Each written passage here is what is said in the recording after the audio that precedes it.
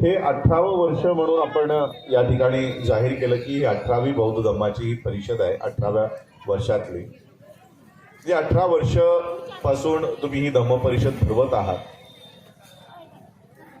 केवळ 18 वर्षापासूनच केवळ इथेच नाही तर संपूर्ण भारतामध्ये आजही या घडीला नाही म्हटलं तरी 100हून अधिक बौद्ध धम्माच्या परिषदा भारताच्या कानाकोपऱ्यात कुठे ना कुठे सुरू असते. महाराष्ट्रात सुरू असते. आज एवढ्या मोठ्या प्रमाणात धम्माच्या या परिषदा संपूर्ण जगभर होत असताना तुम्ही मला प्रामाणिकपणाने सांगा, काय बौद्ध धम्म तुम्हाला वाढताना दिसतोय? एवढ्या मोठ्या परिषदा संपूर्ण भारतात होत आहेत, महाराष्ट्रात होत आहेत, महाराष्ट्रातल्या जिल्ह्यात होत आहेत, तालुक्यात होत आहेत, गावागावामध्ये होत आहेत. तरी देखील बौद्धांची लोकसंख्या वाढत नाही, बौद्ध धम्म वाढत नाही. याचं कारण काय आहे? याचा अर्थ आमच्याकडनं काहीतरी चुका होत आहेत किंवा काहीतरी सुटतंय. आमच्या धम्म परिषदा, या धम्म परिषदेच्या माध्यमातून आमच्या धम्म परिषदांमध्ये अनेक राजकीय नेते मंचावर येतात आणि मग ते राजकीय नेते त्यांच्या पक्षवाढीसाठी आमचा वापर करतात, पण आमचा धम्म मात्र तसाच पडून जातो. आणि म्हणून त्यांचे पक्ष वाढत आहेत, त्यांचे पक्ष वाढत आहेत, त्यांच्या पार्ट्या वाढत आहेत, त्यांचे आमदार वाढत आहेत, खासदार वाढतात, पण आमचा धम्म आहे तिथेच आहे. आणि म्हणून आम्हाला आमच्या मंचाचा वापर या मनुवादी व्यवस्थेला न करता आमचा धम्म कसा वाढेल याच्यावर आम्हाला भर देणं अधिक गरजेचं आहे. मी केवळ या परिषदेचं संपूर्ण भारतातल्या परिषदेचं सांगतो. जसंही राजकारणाला सुरुवात होते, जसंही इलेक्शन्सला सुरुवात होतात, आज धम्म परिषदांची संख्या वाढत जाते. आणि मग कधी काँग्रेस, कधी राष्ट्रवादी, कधी सेना, कधी बीजेपी, कधी RSS अशा पद्धतीने धम्म परिषदांचं आयोजन करून त्यांच्या पक्षाच्या वाढीसाठी आमचा वापर करतात. आणि धम्म जो बाबासाहेब आंबेडकरांनी आम्हाला दिला याचा हेतू कुठेतरी मागे पडतो. बाबासाहेब आंबेडकरांनी आम्हाला बौद्धच का केलं?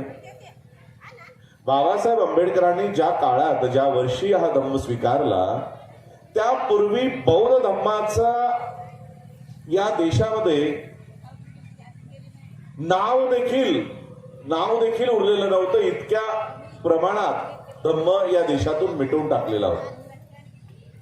बाबासाहेब आंबेडकरांना बौद्ध धम्माची दीक्षा घेण्यासाठी ज्या पद्धतीने या मंचावर काषाय वस्त्र धारण केलेले आमचे वंदनीय पूजनीय बौद्ध भिक्खू संघ बसलेला आहे, हा भिक्खू संघही बाबासाहेब आंबेडकरांना दीक्षा देण्यासाठी उपलब्ध नव्हता भारतामध्ये. बाबासाहेब आंबेडकरांना बौद्ध धम्माची दीक्षा देण्यासाठी बर्म देशातून भदंत चंद्रमणी महास्तवीर यांना पाचारण करण्यात आलं. आणि मग त्यांनी बाबासाहेब आंबेडकरांना बौद्ध धम्माची दीक्षा दिली. आणि मग बाबासाहेब आंबेडकरांनी उर्वरित राहिलेल्या 5 लाख लोकांना बौद्ध धम्माची दीक्षा दिली.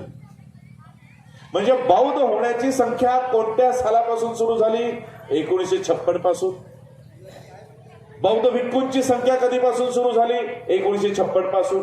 कारण त्यापूर्वी प्रतिक्रांती जी झाली, त्या प्रतिक्रांतीनंतर एकही बौद्ध किंवा एकही बौद्ध भिक्षुक या देशामध्ये जिवंत ठेवला नव्हता. अशा पद्धतीने संपूर्ण बौद्ध धम्म या देशातून नष्ट केला होता. याचा अर्थ बाबासाहेब आंबेडकरांना बौद्ध धम्म स्वीकारण्यासाठी कोणी पायघड्या घालून आमंत्रण दिलं होतं का? पण पायघड्या घालून जमिनी देऊ केलेल्या, पैसे देऊ केलेल्या, सोन्याच्या रथातून मिरवणूक काढणाऱ्या अनेक धर्माने बाबासाहेब आंबेडकरांना आमंत्रण दिलं होतं की आमचा धर्म स्वीकारा. शीख धर्म, ख्रिश्चन धर्म, इस्लाम धर्म, या सगळ्या धर्मांनी बाबासाहेब आंबेडकरांना विनंती केली की बाबासाहेब तुम्ही धर्मत्याग करणार, धर्मांतर करणार म्हणून घोषणा केली, मग तुम्ही आमचा धर्म स्वीकारा. बाबासाहेबांनी सगळ्या धर्मांचा अभ्यास केला. इस्लाम धर्माचा अभ्यास केला, ख्रिश्चन धर्माचा अभ्यास केला. शीख धर्मामध्ये बाबासाहेब आंबेडकरांचं अभ्यास करण्यासाठी त्यांनी त्यांच्या मुलाला म्हणजे यशवंतरावांना आणि पुतण्याला मुकुंदरावांना पंजाबला पाठवलं की जा जरा शीख झाल्यानंतर आपल्यासोबत कशी वागणूक होणार आहे याची जरा चाचपणी करून या. आणि म्हणून ही दोघंही भावंड पंजाबला गेली आणि पंजाबला गेल्यानंतर यांच्या लक्षात आलं की अस्पृश्य किंवा खालच्या जातींसाठी एक वेगळं गुरुद्वारा तयार करण्यात आलेला आहे आणि त्या वेगळ्या गुरुद्वारामध्ये यांना नेण्यात